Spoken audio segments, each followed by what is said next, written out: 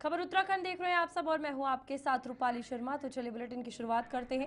प्रधानमंत्री नरेंद्र मोदी के नेतृत्व में भारतीय जनता पार्टी सरकार के 11 वर्षों की उपलब्धियों को लेकर हल्द्वानी स्थित जस्मीन ग्रैंड होटल में सेवा, सुशासन और गरीब कल्याण संकल्प पर आधारित भव्य प्रोफेशनल मीट का आयोजन किया गया। इस अवसर पर केंद्रीय सड़क परिवहन एवं राजमार्ग राज्य मंत्री अजय टम्टा रहे, जबकि राज्य सरकार में दर्जा प्राप्त मंत्री ओम प्रकाश और जिला प्रभारी राजेश कुमार भी उपस्थित रहे। इस विशेष बैठक में डॉक्टर, इंजीनियर, वकील, प्रगतिशील किसान, स्कूल संचालक, समाज सेवी, पर्यावरणवादी समेत विभिन्न क्षेत्रों में योगदान देने वाले प्रबुद्ध जनों ने भाग लिया। इस अवसर पर केंद्रीय मंत्री द्वारा अपने अपने क्षेत्र में उत्कृष्ट कार्य करने वाले लोगों को सम्मानित भी किया गया। पत्रकारों से बातचीत में अजय टम्टा ने कहा कि प्रधानमंत्री नरेंद्र मोदी के 11 वर्षों के कार्यकाल में भारत ने विकास, सुशासन और गरीब कल्याण के क्षेत्र में नया कीर्तिमान स्थापित किया है। उन्होंने बताया कि अंत्योदय के सिद्धांत को अपनाते हुए सरकार ने समाज को अंतिम पंक्ति के व्यक्ति तक योजनाओं का लाभ पारदर्शी तरीके से पहुंचाया है। डिजिटल इंडिया, जनधन योजना, आयुष्मान भारत, उज्ज्वल योजना जैसी योजनाएं भी प्रधानमंत्री द्वारा लाई गई हैं। ये 11 वर्ष का जो नरेंद्र भाई मोदी जी के मार्गदर्शन में जो ऐतिहासिक निर्णय नरेंद्र भाई मोदी जी के मार्गदर्शन में उस देश में एक इतिहास बनाने का काम हुआ है। देश के उन सभी समस्याओं का समाधान जिसको लेकर लोकतंत्र के आधार पर जो वंचित समाज है, जो हमेशा सरकार के अनुसार ही बैठा रहता था, उसको पहली बार मिशन मोड में पूरा करने का काम किसी ने किया है तो नरेंद्र भाई मोदी जी की सरकार ने किया है। चाहे वो हर व्यक्ति को रोजगार देने का काम है, चाहे वो मुद्रा बैंक के माध्यम से उसके बैंकिंग आंकड़ों को के साथ साथ उसके खाते खोल के पारदर्शी लेन देने का काम किया है, चाहे वो आम गरीब व्यक्ति के घर तक पानी हो, बिजली हो, शौचालय हो, गैस है और दवाई हो, चाहे उसको आयुष्मान भारत के माध्यम से उसका इलाज हो, ये सारी सुविधाएं देने के साथ साथ किसान सम्मान योजना के माध्यम से हर किसान को अपनी खेती किसानी के लिए उसको लाभ हो, चाहे सिंचाई के योजनाओं के माध्यम से किसान के खेत सूखे ना रहे, ये सारे काम करने के साथ साथ रोड इंफ्रास्ट्रक्चर, रेल नेटवर्क, ऐतिहासिक काम इस देश के अंदर हुए हैं। चाहे वो सारे काम के साथ साथ आज हम विश्व के चौथे नंबर की अर्थव्यवस्था के अंदर हम आए हैं। आज के बताते हुए मुझे बड़ी प्रसन्नता है कि आज हम मेरा ये देश, ये उत्तराखंड राज्य, जहाँ के अंतिम गाँव में चाहे वो कुट्टी है, गुंजी है, जोलिंगकोंग है, आदि कैलाश है, इन सब जगहों को रोड नेटवर्क से जोड़ने का काम भी पहली बार, मैं तो कहता हूँ प्रकृति निर्माण के बाद अगर पहली बार हुआ है तो पहली बार ही हुआ है। और प्रधानमंत्री जी उन गाँवों में आने का काम भी उन्होंने किया है। पहली बारी इस पहाड़ों के अंदर भी जहाज कनेक्टिविटी हो सकती है, चाहे वो पिथौरागढ़ का हो, गोचर का हो, पंतनगर का, ऐसे पहाड़ों के अंदर भी एयर कनेक्टिविटी करने का काम प्रधानमंत्री नरेंद्र भाई मोदी जी के अंदर हुआ है। चाहे वो ऋषिकेश कर्णप्रयाग रेल ले जाने का काम हुआ है। अभी हम पिछले दिनों सिलक्यारा टनल जो बहुत समस्या बनी थी एक बार, और आज उसको ब्रेक थ्रो करने का काम, चाहे हम टनल के माध्यम से जाने का काम हो, आज हमारे रोड नेटवर्क है, चाहे हमारे ऑल वेदर रोड के माध्यम से, चाहे कुमाऊं और गढ़वाल को जोड़ने का, केदार मानसखंड को जोड़ने का काम हुआ है।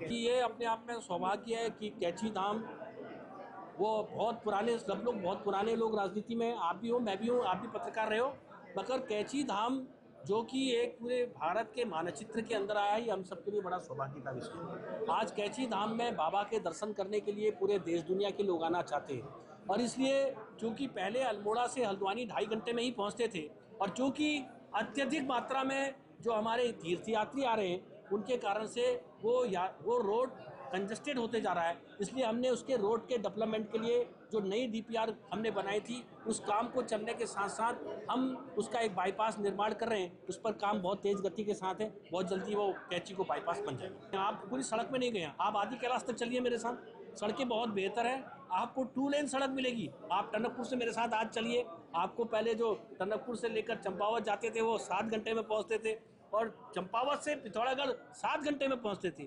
आज आप टनकपुर से पिथौरागढ़ आप मुश्किल से मुश्किल 4 घंटे के अंदर पहुंच जाएंगे। इतनी बेहतरीन सड़कें ऑल वेदर के माध्यम से बनी है। आप पिथौरागढ़ से मेरे साथ धारचूला चलिए, और धारचूला से लेकर आदि कैलाश चाहिए तो धारचूला पहुंचने में आपको 2 घंटे लगेंगे, और आदि कैलाश जाने में 4.5 घंटे लगेंगे। सड़कें बहुत बेहतरीन बनी है, 2 लेन बनी है।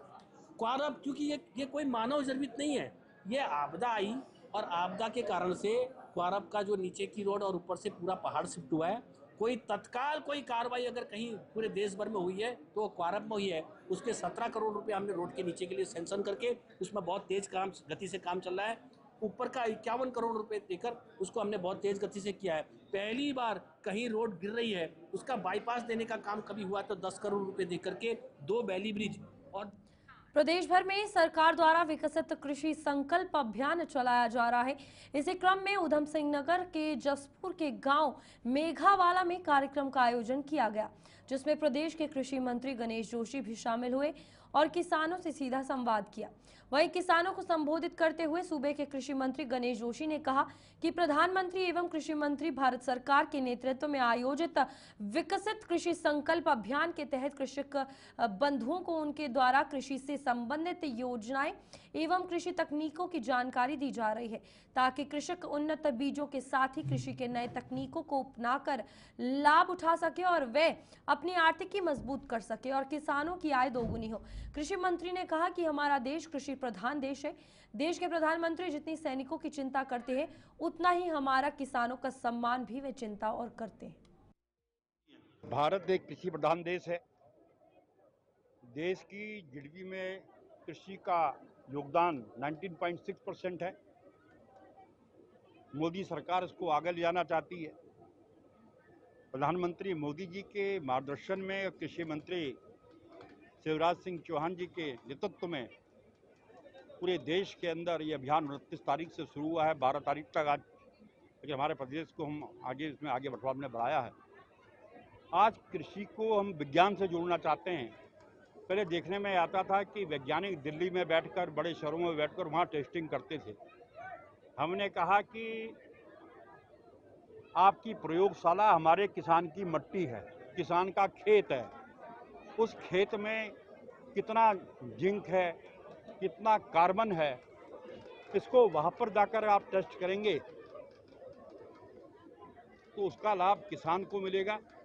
और किसान जब आपकी उस टेस्टिंग के आधार पर खाद का प्रयोग करेगा, रसायन का प्रयोग करेगा, वहाँ पर कैंजीधाम मेले की तैयारियों को लेकर एडीजी कानून व्यवस्था नैनीताल पहुंच गए हैं।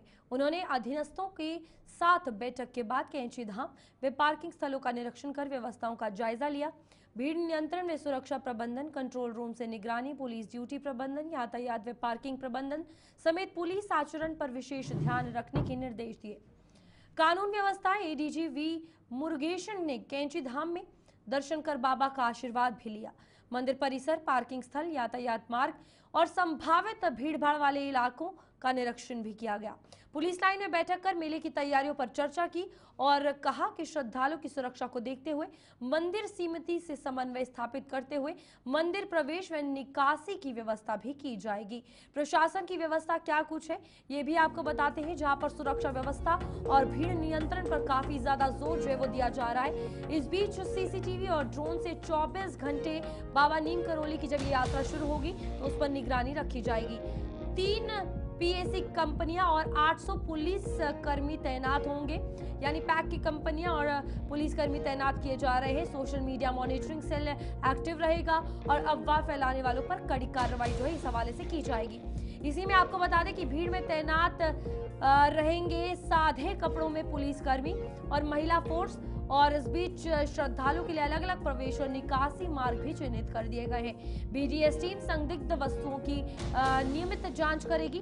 मेला परिसर में ड्यूटी रूम स्थापित किया जाएगा और रूट डाइवर्जन और पार्किंग प्लान का व्यापक प्रचार प्रसार जो है वो किया जाएगा, ताकि किसी भी श्रद्धालु को कोई परेशानी इस यात्रा के दौरान ना हो। तो इस साल जो पिछले साल में जो भी सुरक्षा व्यवस्था चेंज कराई गई उससे और भी ज़्यादा दृढ़ व्यवस्था कराने के लिए हमने निर्देश कर लिए हैं। इनका जो भी रिक्वायर्ड पुलिस फोर्स या पीएसी है या डी होमगार्ड है, सब को उपलब्ध कराया जाएगा, एडिशनल एसपी और सीओस भी। और हमारी फोकस 3 तरीके के रहेगा। एक तो ट्रैफिक व्यवस्था, पार्किंग और क्राउड मूवमेंट स्टैम्पेड ना हो, और सुरक्षा व्यवस्था कहीं पे ऐसा घटना ना हो। ये तीनों एंगल पे हमने आज पूरा ऑफिसर्स के साथ ब्रीफ कर लिए हैं और एक रिव्यू भी हो गया है। कल इन्होंने ब्रीफ करेगा अपना डाउन द लाइन फोर्सेस का, तो सुरक्षा व्यवस्था पूरा पक्की रहेगी। पहाड़ जाने वालों को लेकर भी रूट बदला गया है, क्योंकि पहाड़ अल्मोड़ा, बागेश्वर, पिथौरागढ़ इन इलाकों के लोग अमूमन यहाँ से थोड़ा बाईपास जाना है, 6-7 किलोमीटर आगे है, भवाली का बाईपास एक है, और दूसरे एक रोड बन रहे हैं, उस पर प्रशासन की तरफ से तैयारी चल रही है। कांग्रेस पार्टी के वरिष्ठ उपाध्यक्ष सूर्यकांत धस्माना ने पंचायत चुनाव को लेकर सत्ताधारी दल पर जुबानी हमला बोला है। कांग्रेस नेता ने कहा कि पंचायतों पर संवैधानिक संकट भी भाजपा सरकार ने ही खड़ा किया है और अब कह रहे हैं कि 31 जुलाई तक चुनाव करा लिए जाएंगे। साथ ही आरक्षण भी तय हो चुका है। कांग्रेस ने कहा कि उनकी पार्टी की तैयारी पूरी है, जल्द ही पर्यवेक्षक जनपदों में जाएंगे और संभावित उम्मीदवारों पर बातचीत होगी। अरे भाई, तय समय से लगातार भाग रहे थे, हाई कोर्ट की लताड़ पड़ रही थी, हाई कोर्ट की फटकार पड़ रही थी, अब जवाब देने के लिए इनके पास कुछ था नहीं। संवैधानिक संकट इन्होंने पूरे प्रदेश में पैदा कर दिया। इन्होंने पंचायतों का जो कार्यकाल था उसको लगातार बढ़ाते बढ़ाते प्रशासकों का कार्यकाल अब इनको अध्यादेश लाना पड़ा और अब 31 जुलाई तक इन्होंने कार्यकाल बढ़ाया है। अब कह रहे हैं कि हमने आरक्षण फाइनल कर दिया है, अब आरक्षण आ जावे। कांग्रेस की तैयारी पूरी है, जैसे ही आरक्षण होगा हमारे 12 के 12 जनपदों में हमारे पर्यवेक्षक जाएंगे। जो जिला पंचायत के हमारे समर्थित उम्मीदवार लड़ते हैं उनकी लिस्ट हम लोग जारी करेंगे। वहीं हरिद्वार में जमीन घोटाले मामले पर आम आदमी पार्टी पूर्व नगर आयुक्त वरुण चौधरी के शासनकाल की जांच विस्तृत रूप से की जा रही है, जिसमें आप उनके शासनकाल का स्पेशल ऑडिट होगा। पूर्व में सरकार के द्वारा इस मामले में जिलाधिकारी, पूर्व नगर आयुक्त और एसडीएम पर कार्रवाई की गई। सरकार की इसी कार्रवाई पर कांग्रेस ने कहा कि छोटे मगरमच्छ तो पकड़ लिए गए हैं, लेकिन बड़े मगरमच्छ कब पकड़े जाएंगे, ये सवाल बड़ा है जिस पर सरकार को जवाब देना चाहिए। नहीं, इन पर करिए, बिल्कुल स्वागत योग्य है, सराहना करती हूँ मैं इस कदम की, इन पर करिए। लेकिन जो मगरमच्छ हैं, हमने हाल ही में बयान देखा मुख्यमंत्री जी का, उन्होंने कहा अब मगरमच्छ भी पकड़े जाएंगे। तो वो दिन, शुभ दिन कब आएगा, मुख्यमंत्री जी से पूछना चाहती हूँ। और कई मगरमच्छ ऐसे बैठे हैं जो दीमक की तरह खोखला कर रहे हैं इस प्रदेश को। वो चाहे दलगत राजनीति से ऊपर उठ के किसी भी दल के हों, किसी को बख्शा नहीं जाना चाहिए। और जैसे वरुण चौधरी की पूरी ऊपर से लेकर नीचे तक टॉप टू बॉटम जो जाँच हो रही है, वो जाँच के दायरे में कुछ मंत्री, कुछ सांसद, कुछ विधायक, कुछ पार्षद, कुछ पदाधिकारी भी आने चाहिए। मॉनसून काल की पूर्व तैयारियों को लेकर उधम सिंह नगर के जिलाधिकारी नितिन सिंह भदौरिया अधिकारियों के साथ बैठक की। बैठक में जल भराव व बाढ़ की स्थिति से निपटने की तैयारियों को लेकर चर्चा की गई। इस दौरान जिलाधिकारी ने अधिकारियों से जल भराव और बाढ़ की स्थिति से निपटने के लिए अलर्ट मोड पर रहने के निर्देश दिए हैं। उन्होंने कहा कि वर्षकाल में कोई भी अधिकारी बिना अनुमति के मुख्यालय से बाहर नहीं जाएंगे तथा मॉनसून के दौरान सभी अधिकारी अपना फोन ऑन रखेंगे और जो अधिकारी व कर्मचारी अपना बंद रखेगा अथवा फोन नहीं उठाएगा तो उनके खिलाफ आपदा अधिनियम के खिलाफ कार्रवाई की जाएगी। जिला अधिकारी ने सभी उप जिलाधिकारियों, अधिशासी अधिकारियों, खंड विकास अधिकारियों को बाढ़ जल भराव की दृष्टि से चिन्हित संवेदनशील, अति संवेदनशील क्षेत्रों, गांव में पैनी नजर रखने व आश्रय स्थल चिन्हित करने तथा आश्रय स्थलों में विद्युत, पानी, शौचालय आदि व्यवस्थाएं सुनिश्चित करने के निर्देश दिए हैं। उन्होंने मुख्य शिक्षा अधिकारी को जर्जर, जीर्ण शीर्ण विद्यालय और भवनों का चिन्हीकरण करते हुए उन्हें ध्वस्तीकरण कराने तथा जीर्ण शीर्ण विद्यालय भवनों में पठन पर पाठन कतई न कराने के निर्देश दिए हैं। उन्होंने एनडीआरएफ, एसडीआरएफ और एसएसबी बटालियनों को भी अलर्ट मोड पर रहने का निर्देश दिया है।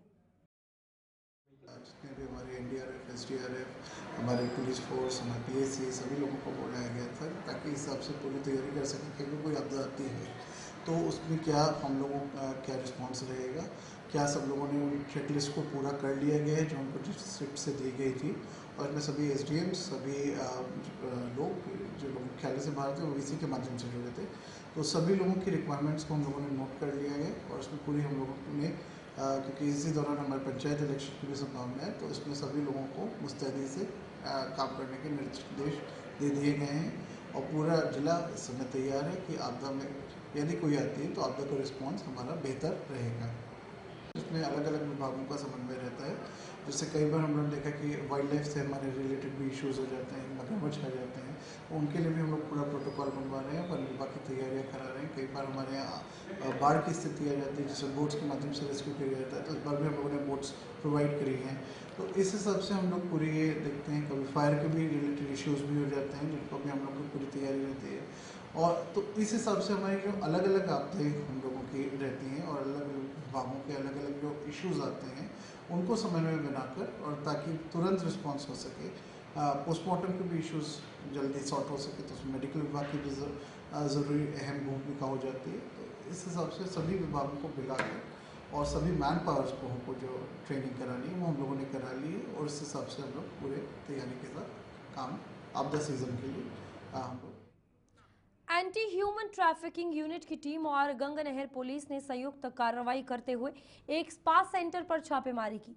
पुलिस ने मौके से 4 महिलाओं और एक पुरुष को आपत्तिजनक सामग्री के साथ गिरफ्तार किया है।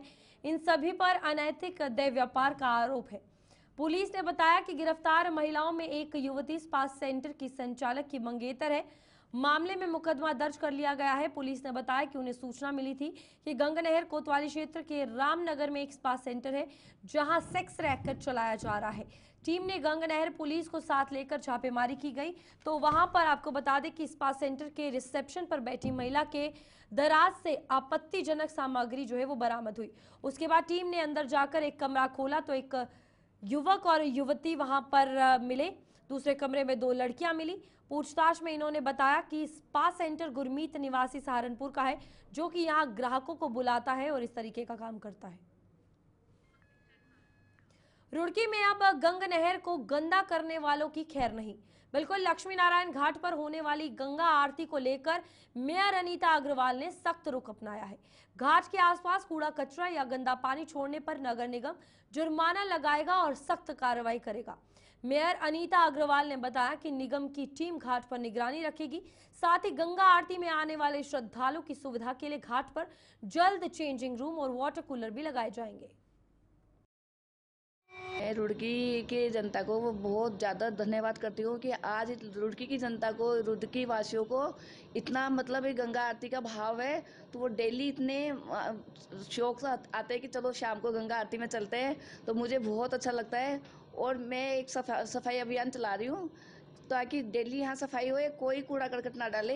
मैं सबसे हाथ जोड़ के रिक्वेस्ट करती हूँ कि कोई भी कूड़ा करकट ना डाले। ये गंगा माँ है, गंगा माँ की तरह ही रखो और डेली शाम को गंगा आरती में आइए। सबसे हाथ जोड़ के यही विनती है। उसके बिल्कुल एक्शन लिया जाएगा, बिल्कुल एक्शन लिया जाएगा। बिल्कुल कमेटी बनाएंगे हम लोग, हम भी, और ही कमेटी बनाने के बाद में हम लोग यहाँ पे पूरा ध्यान रखेंगे। हल्द्वानी शहर में जबरन धर्म परिवर्तन और फर्जी दस्तावेजों के सहारे विवाह कराने का सनसनीखेज मामला जो है वो सामने आया है।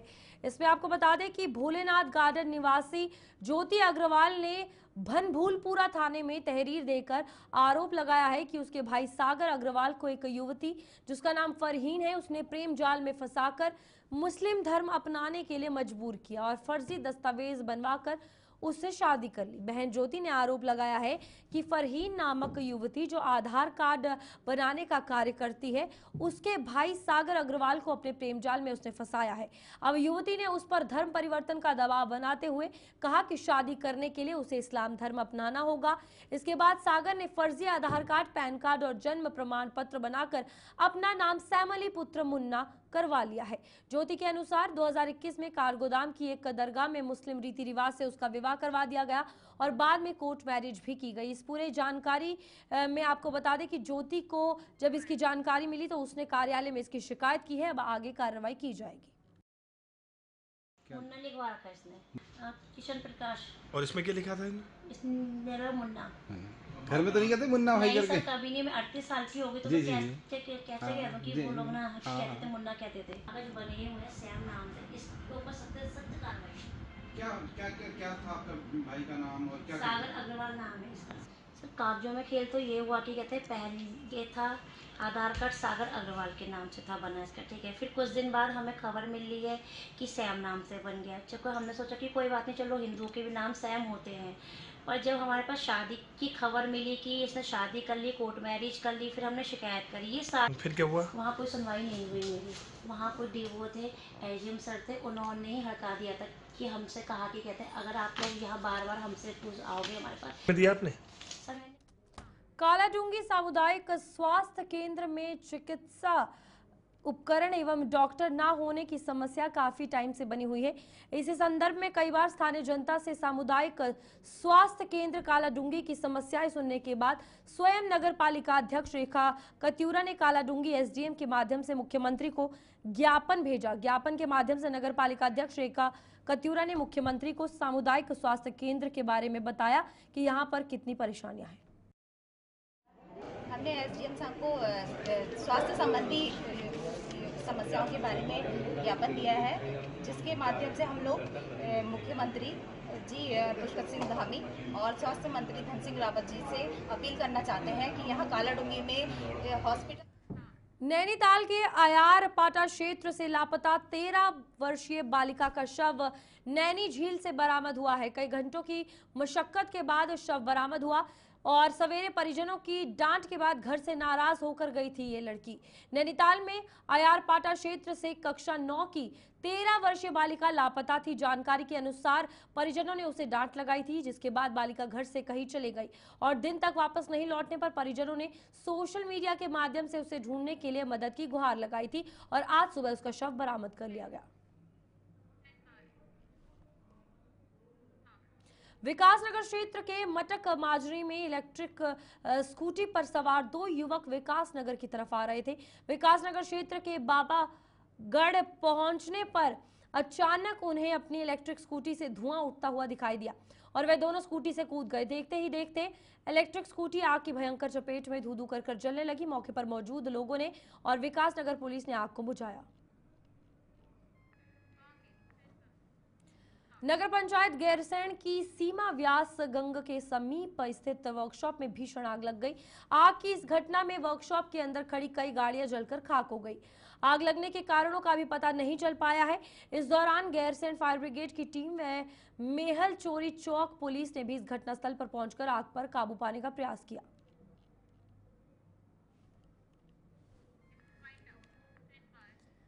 चलिए, बुलेटिन में अभी के लिए इतना ही। खबरें आगे भी जारी रहेंगी। आप देखते रहिए गुलिस्तान न्यूज।